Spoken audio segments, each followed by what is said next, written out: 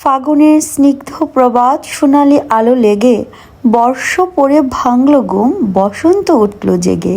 নতুন পাতায় হাওয়ায় দুলে গাছের শাখায় শাখায় কোকিলা ডেকে ডেকে মরে মনের উন্মাদনায়। দক্ষিণা বাতাসে ছোঁয়ায় প্রকৃতি জুড়ালো প্রাণ, বাউলও ধরেছে আজ বসন্তের গান। ফাগুন মাসে ঝরা গাছে নতুন পাতা গজায়।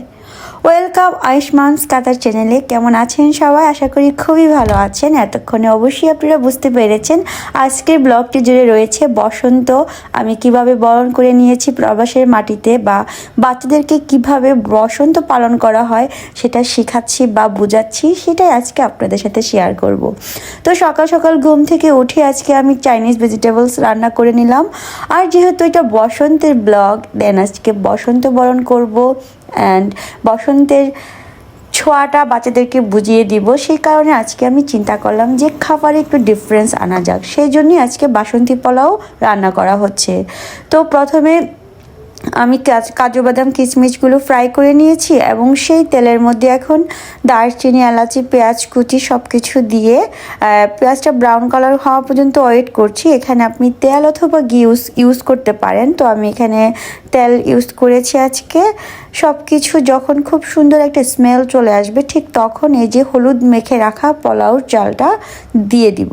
আমি কিন্তু পোলাওর চালটা প্রায় আধা ঘন্টা আগে ধুয়ে ঝরিয়ে রেখেছিলাম জলটা, দেন হলুদ অ্যান্ড ঘি মেখে এটাকে প্রায় 10 মিনিট রেখে দিয়েছিলাম। তো ঝরঝরে করার জন্য এভাবে রান্না করলে খুব ভালো একটা বেনিফিট পাওয়া যায়। আর পোলাও আমরা কম বেশি সবাই খেয়ে থাকি, তবে বাসন্তী পোলাওটা স্পেশাল ডে ছাড়া রান্না হয়ে থাকে না। তো আজকে যেহেতু পহেলা ফাল্গুন, তো সেই জন্যই বাচ্চাদেরকে একটু স্পেশালভাবে বোঝানোর জন্যই আজকে বাসন্তী পোলাওটা রান্না করলাম।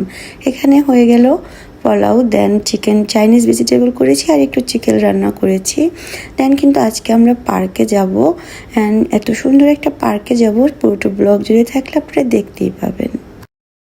শীতও চলে যাচ্ছে, গরমও আসছে, টোটাল শীতও বেশি না গরমও বেশি না, একটা অন্যরকম প্রকৃতির আবহাওয়া যা যে কারোই মন প্রাণ জুড়ে যায়। আমার তো বসন্ত খুবই ভালো লাগে। 6 ঋতুর মধ্যে বসন্তকাল পছন্দ না এমন মানুষ খুঁজে পাওয়া খুবই বিরল। যেহেতু প্রবাসে থাকি, বাচ্চাদেরকে সব কিছু অল্প অল্প করে বুঝিয়ে দিতে হয়, কারণ আমরা তো বাঙালি, মন প্রাণ কিন্তু বাংলার মাটিতেই আমাদের মিশে আছে। হয়তো জীবিকার তাগিদে আমরা দূরে থাকি, সে কারণে আজকে আমি আমার বাচ্চাকে বসন্ত বরণ কিভাবে করছি বা বসন্তটা কি সবটা বোঝানোর জন্যই ওকে আমি আজকে। তো আমরা আজকে সবাই হলুদ জামা কাপড় পরে নিয়েছি, চলে আসলাম একটি পার্কে। এটা হচ্ছে আমার বাসার পাশে একটি পার্ক, অ্যান্ড অনেক সুন্দর পার্কটা। তোমরা কিন্তু পুরো ব্লগ জুড়ে থেকেও আমি সবটুকুই শেয়ার করব। তো অশ্নি তো এত বুঝে না, আয়ুষকে বলতেছিলাম যে বাবা স্প্রিং দ্যাটস মিন বসন্ত, নতুন পাতা হয়, দেখো পুরানো পাতাগুলো ঝরে পড়ে গিয়েছে, দেন এই সময় গাছে গাছে নতুন পাতা হবে, নতুন ফুল হবে। এই সময়টাইতে বেসিক্যালি নতুন ফুল হয়, গাছে পাতা গজায়।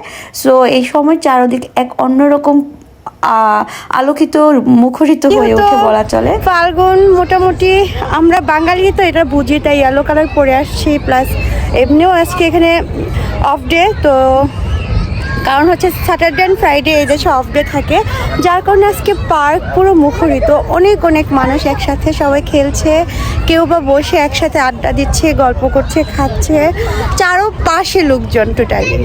আর এই তো আয়ুষ এখন স্কুটি চালাইতে চালাইতে রেস্ট নিচ্ছে। অ্যান্ড পার্কের যে প্লেগ্রাউন্ডগুলো রয়েছে এখন আমি তোমাদের সাথে সেগুলো শেয়ার করব।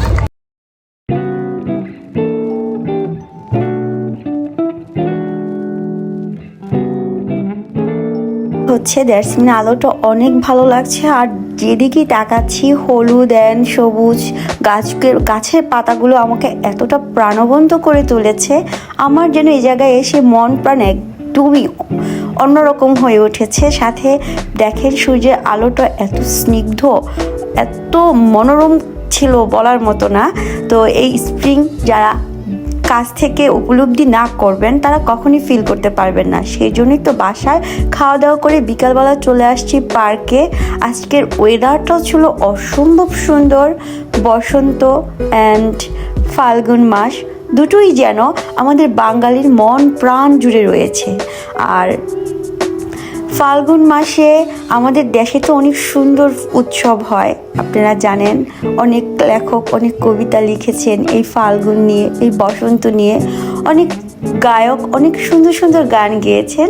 তো আমি তো এত সুন্দর গান গাইতে পারি না, কিন্তু আমি গানগুলো খুবই ফিল করছি। তো এখন বাচ্চাদেরকে নিয়ে আসছি প্লেগ্রাউন্ডে। পার্কটা অসম্ভব সুন্দর, ধুলাবালি নেই বললেই চলে। কারণ হচ্ছে পুরোটা পার্কে যেখানে প্লেগ্রাউন্ড সিস্টেম সেখানে কার্পেট বিছানো, যার কারণে বাচ্চাদের ড্রেসও ময়লা হওয়ার তেমন ভয় নেই। আমিও আমার বাচ্চাদেরকে ছেড়ে দিয়েছি, মন প্রাণ জুড়ে খেলো। আমার ছেলে বেসিকলি বসন্ত মানে স্প্রিং সিজনটা খুব ভালো মতো আজকে ফিল করতে পেরেছে। যদিও অনেক বাচ্চাদেরকে আসলে আমাদের বাবা মারই এটা কর্তব্য বোঝানোর, কারণ যেহেতু আমরা প্রবাসে থাকি, আমরা যদি ওদেরকে বলে করে না বোঝাই ওরা এটা ফিল করতে পারবে না। অনেকে তো একসাথে গেট টুগেদার পার্টি করেন কয়েকটা ফ্যামিলি একসাথে হয়ে, সেটা তো আরও আনন্দদায়ক। তো আজকে যেহেতু আমি আমার সুবিধা মতো চলে আসছি, তাই আমার ফ্রেন্ডদেরকে বলা হয়ে ওঠেনি। নেক্সট অবশ্যই অন্য কোনো ব্লগে ফ্রেন্ডদের সাথে শেয়ার করব। আর আজকের ব্লগটি আপনাদের কেমন লেগেছে অবশ্যই কমেন্টস করবেন, লাইক দিবেন অ্যান্ড শেয়ার করে দিবেন ফ্রেন্ডসের ফ্যামিলির মাঝে। আর আপনারা কিভাবে আপনাদের ফাল্গুন বাচ্চাদের খেলাধুলা আমাদেরকে কমেন্ট বক্সে জানিয়ে দিবেন। আর চলুন এখন বাচ্চাদের খেলা এনজয় করা যাক। পাগল হয়ে গেছে।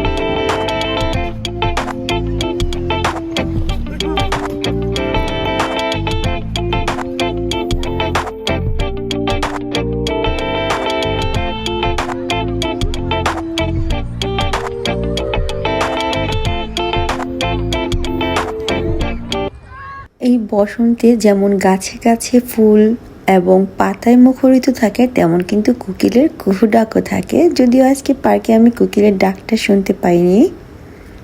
তো যাই হোক, এবারের বসন্ত আমাদের খুবই ভালো কাটলো।